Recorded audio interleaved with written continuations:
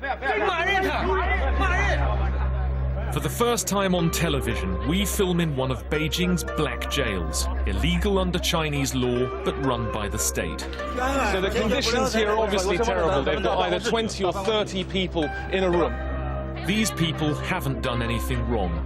Their crime was to complain about abuses they've suffered. The authorities dismiss them as troublemakers and want them swept off the streets. These people say they've been beaten. Are you beating people? Are you torturing people?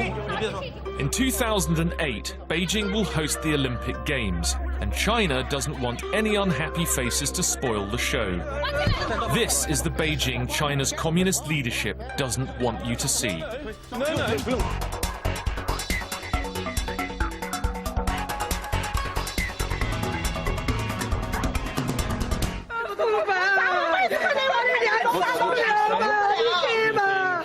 Outside Beijing's main government complaints office, ordinary people seeking justice. Their cases are a profile of everyday human rights abuses across China. By law, they can come here to petition if they feel their cases haven't been properly heard. But nobody was listening. All of these people are explaining their petitions, and what they say is the inability that they have to get their petitions heard. Security guards surrounded us and demanded to see our papers. J2. Our translator has just been called a traitor for bringing us to this office here. The authorities feel decidedly uncomfortable if there's any form of discontent expressed on the streets of Beijing. And as a result, they feel deeply embarrassed. This is not the Beijing that they want to have displayed to the world. The guards tried to stop us from filming, as all around us people loudly complained at their treatment. These incredible scenes started as soon as we arrived here, and I think that the crowds there showed how frustrated they are by their inability to get any kind of accountable answer from the authorities here. This is the end point for them. They've exhausted the options of local courts, the municipal authorities, and now they've arrived here in Beijing, sometimes thousands of miles from where they live.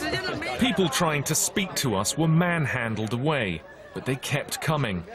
What strikes me about all of this is that the petitioners are coming up to us with their documents because they have no confidence the authorities can settle their problems. And now they're just being shooed away by uniformed men outside uniform. I mean, the whole security apparatus here seems to be devoted to preventing people from having their petitions heard. This guard told the woman to go to the petitions office. She replied there was no one to hear their cases. Under the communist dictatorship, there's no right to freedom of speech.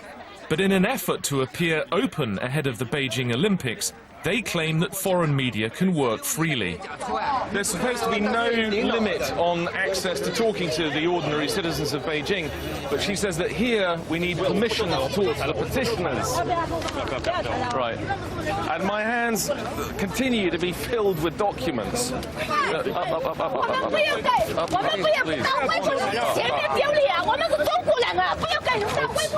Okay. What was incredible about that was that just merely our presence precipitated this this demonstration almost, and it just shows that the anger and frustration are just bubbling under the surface in China. People feel so helpless and frustrated that they're unable to express their discontent, and they're still following us down the street. Okay, sure. Yeah.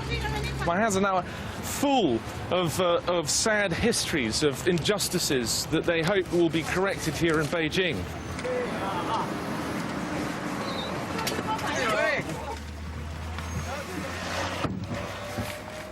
These people are so desperate that they have no ability to rely on their own governments to settle their problems, that they're relying on the Western press. We heard petitioners were being swept off the streets in the countdown to the Olympics and a Congress of China's Communist Party.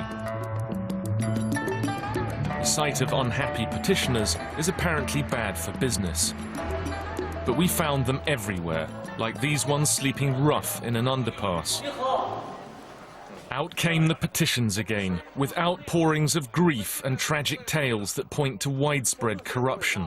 This was her house, her home, and then it was destroyed. That's a picture of her house being destroyed, and that's where she now lives. He was beaten by the developers' thugs. That's the developers' goons moving in with the bulldozers to destroy their houses. Right, this man's land was taken, and what's this case? Right, 3 generations of family made homeless. And what's your case? Land taken. Okay, this was his farm before, and that's what it is now. So there you have a mosaic of extraordinary and tragic stories. I was underdog, he's written.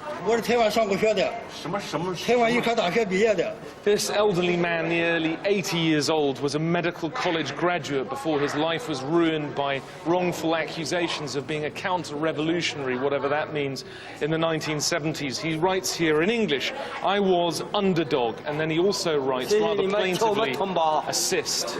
These people are not going to get much help.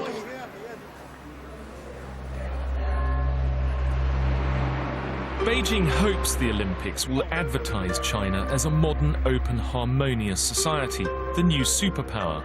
China promised to improve its appalling human rights record. But in some ways, the Games have made things worse.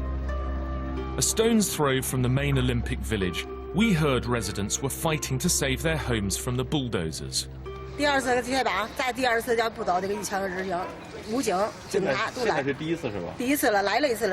These residents are afraid of forced eviction from their homes here, right on the edge of the Olympic area. This is the eviction notice ordering residents of these 2 blocks out of the premises by today. And they say that if the residents don't go by today, there will be a second warning, after which they will be evicted by force. And here it's explained that the redevelopment is for road construction relating to the Olympics. The compensation offered was pitifully low. This woman said she was determined to stay put. Residents say that they know what the law is and they're going to resist eviction. They say that there are 162 households who are going to refuse to move out. This man said the Olympics were all for show. He accuses the developers of using the Olympics as an excuse to evict these people for redevelopment. And he says that the Olympics are being used to show off to the foreigners at the cost of the lives of ordinary people here.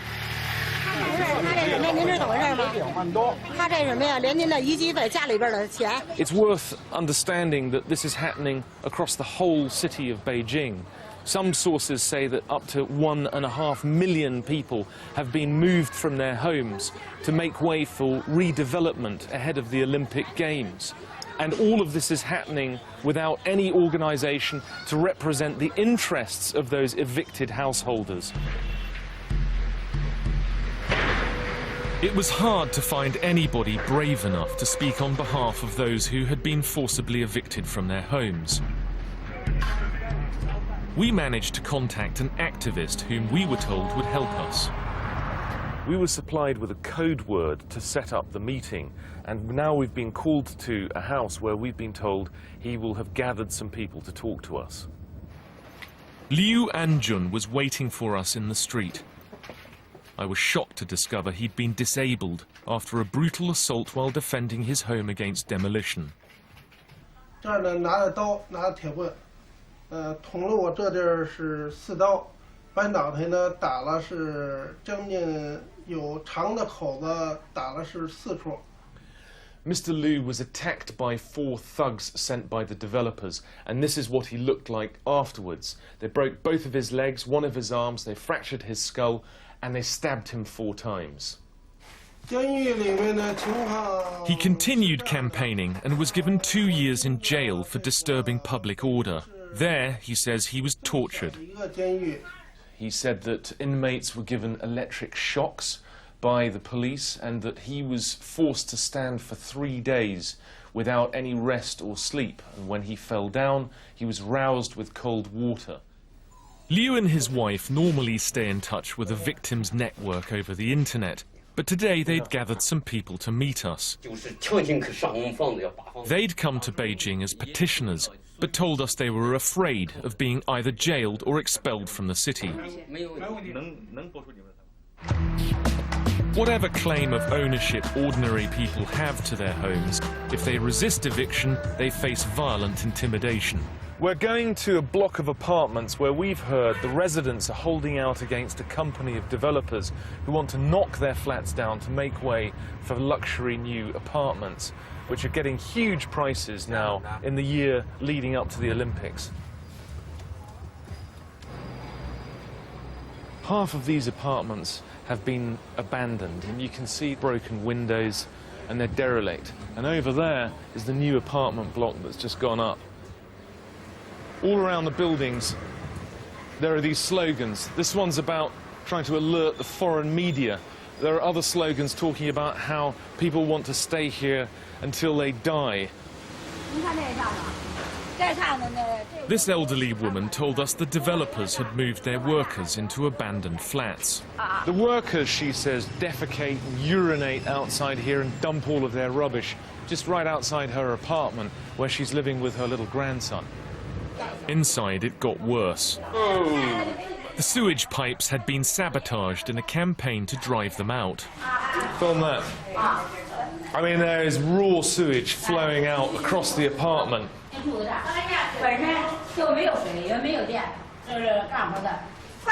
They built these barriers here to stop the flow of sewage, which, as you can see, must be quite deep, from getting into their apartments. Now the threats had turned to violence. Oh dear. We visited Zhu Xiguang and his scared family.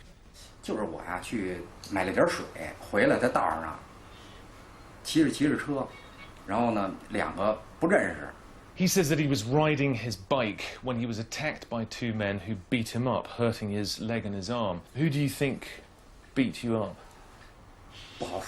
He said he thought his attackers were linked to the developers. He is one of the 3 leaders of the committee that have been fighting the evictions. And after he was beaten up, the other 2 leaders were given threatening phone calls, and the developers said, if you don't move out, the same thing will happen to you.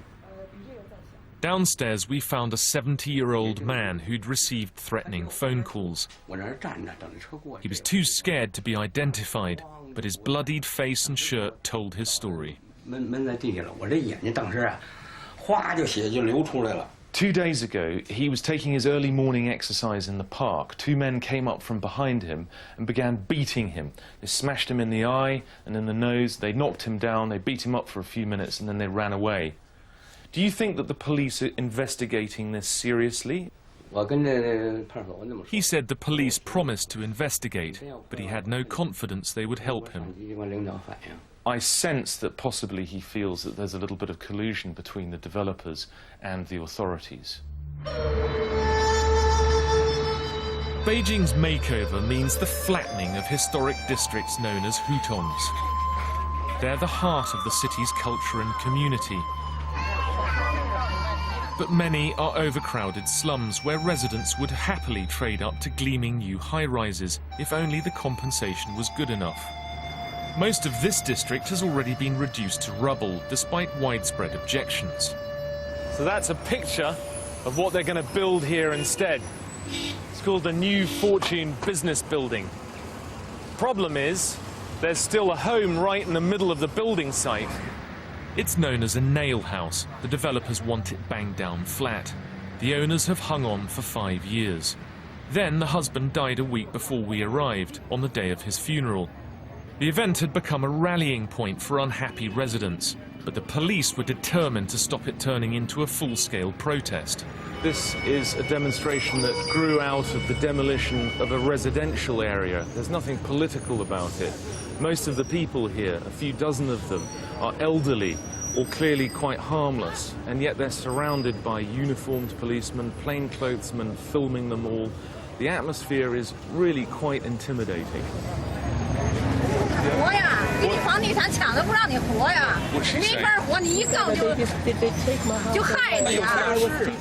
She said that she's not scared about being filmed by us, but she is terrified of being filmed by the police. Her house was knocked down, and she says she was beaten up and made deaf. We tried to get in to visit the widow, Mrs. Lee. Half her house had already been demolished by thugs, in spite of a court order halting eviction. Okay, right, we don't seem to be allowed in there. This is all an area that has been knocked down here. Yeah. Hi. Okay. Not allowed? What's going on here? We're just maintaining the public order. The family tried to invite us in, but the police stopped us. It's okay to look in the house? No, it's not allowed to come here. Let's go, please. They stopped the funeral going ahead as well.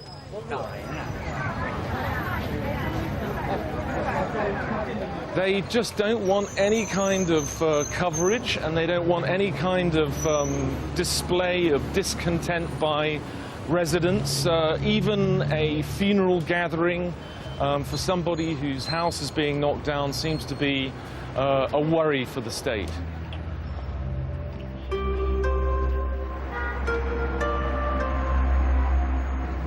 In the coming days, police surrounded the widow's house as her dead husband lay unburied, and they wouldn't allow us to see her. We've been trying to get in there, we've been refused several times, and now we're going to have another go.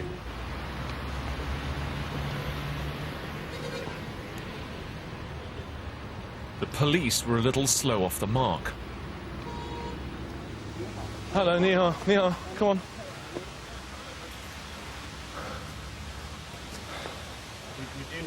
Dean. Yeah, we need Dean. Yeah. We've got into Mrs. Lee's house. We've got past the police cordon. But now our translator is outside and he's been stopped by them. We found Mrs. Lee keeping vigil for her dead husband. She was clinging on with her disabled son as the developers waited to pounce. The police refused to let our translator in, so Mrs. Lee had to come out. Just tell the world what you're going through, Mrs. Lee. She said she'd been about to hold the funeral when the police surrounded her home. As she told us her story, the police dragged our translator away. And ask her to tell us, what is this all about? Why are they doing this to her? She told the police she wouldn't go ahead with the funeral with them laying down the rules. The senior police officer had threatened her, saying more members of her family would die. Okay. I think that we should leave. We should leave because obviously this is going to create more problems for Mrs. Lee. So with a great deal of sorrow, Mrs. Lee, good luck. Good luck. Good luck. Good luck. I'm very sorry. I'm very sorry. I'm very sorry.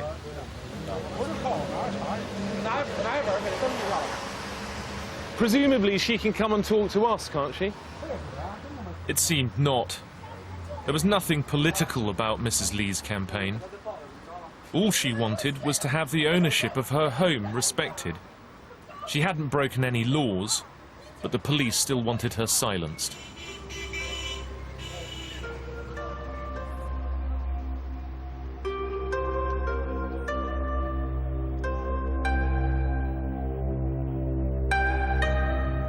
The police refused to talk to us, so we went to ask the developers, New World China Land, why Mrs. Lee was being mistreated. Down there, we wanted to get a public relations officer.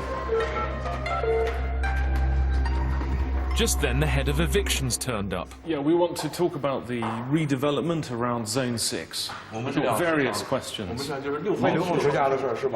Right away, he asked our translator if we were there about Mrs. Lee's case. Is it true that you've threatened Mrs. Lee and her husband before he died? 我没找他谈过， He now told us he'd never had any contact with Mrs. Lee. 已经5年了。 But what about in June? Your men went to you began knocking the house down in June. He warned us to switch off the camera, threatening to have 10 security guards confiscate our equipment. 征求我同意，他把他去铐了。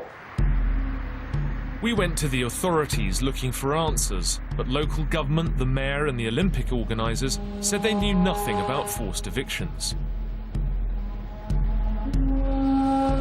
As we were about to leave Beijing, we heard the authorities were increasing their efforts to round up petitioners. We got a tip-off about a black jail, so called because officially it doesn't exist. We're outside a hotel on the outskirts of Beijing where we hear that people are being held illegally. They're petitioners from outlying provinces and they're being held here before being bussed back to their home areas. No TV crew has filmed inside one of China's black jails before. Days before our visit, a print journalist had been forcibly ejected from here. Right, these appear to be petitioners and they're being held here obviously behind a gate. At first, the guards seemed bemused and did nothing to stop us. They're being held against their will. They confirm that they're being held against their will. This woman said she wanted to be let out. Yeah? The inmates showed us a woman they said had been beaten. Others were disabled. They strangled and beat me, this man said. They pointed, saying, "These are the thugs who beat us." Okay, what are the conditions like? 一个房间高低床，20-30个人，环境很差。 The conditions here are obviously terrible. They've got either 20 or 30 people in a room. This is an illegal detention centre. 不用说了，我跟你说， Yeah. 咱们到裁判，有什么事到办公室说。 Now we're being manhandled away. 到裁判，咱们都看一 What 下。 I need to know is why have you locked them up? Why have you locked them up? Why have you locked them up? Why have you locked them up? When under Chinese law, petitioners are allowed to file their applications in Beijing. These people say that they've been beaten. Are you beating people? Are you torturing people? 西方局的通知我们接的。 He said they were told by the Beijing authorities to deal with the petitioners. All right, these people are being muscled away. They are locked behind this gate. Some of them say they've been held here for weeks in totally bestial conditions, 20 or 30 people to a room. The officials say that they have been ordered by the authorities to pick them up. But why have you been ordered to pick them up? Suddenly, the security boss appeared and began shouting and pushing us away. He's the director, they said. He's in charge. Who are you? Who are you? Who are you? Who are you? Show me your ID. What's he saying? What's he saying? Yeah, I need to know who he is. In the struggle that followed, guards roughed us up, broke our camera, then tried to lock us up.